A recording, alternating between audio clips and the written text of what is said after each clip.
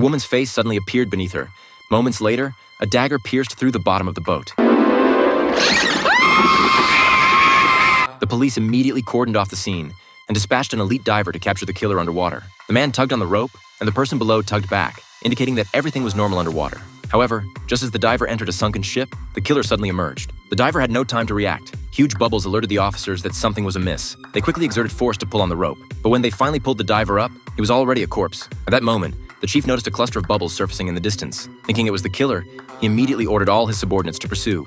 As the killer swam faster and faster, Judy couldn't keep up with his speed. Fortunately, the killer eventually swam to the gate area, and they quickly closed the valve. They then brought in a dozen water pumps and arranged several dozen soldiers to aim at the river surface. However, when they drained the water, they realized that everyone had been fooled. Inside was actually an oxygen tank. Mike and the chief left the scene, but suddenly a message came from headquarters. Mike immediately changed direction and rushed to the seaside amusement park. In a warehouse, the chief found a bloody rag, which must have been left by the killer. The killer had already escaped through the back door and left the amusement park in a yacht. Mike immediately followed, unaware that the chief was standing behind him. The two sped through the water. Since the killer had been committing crimes in the water for years, he was very familiar with the water routes. A boat blocked the entrance under the bridge ahead, but the killer didn't panic at all. He flew directly over the bridge from a small slope on one side, leaving Mike behind. However, the killer's boat was moving too fast and couldn't brake at the turn. The roar of the explosion instantly ignited a huge spark. When Mike arrived, he saw the debris from the boat explosion. But at that moment, Mike suddenly saw a black figure in a sewer. He immediately snuck up, but it was pitch black inside, and he could only slowly move forward relying on a little residual light. After searching for a long time,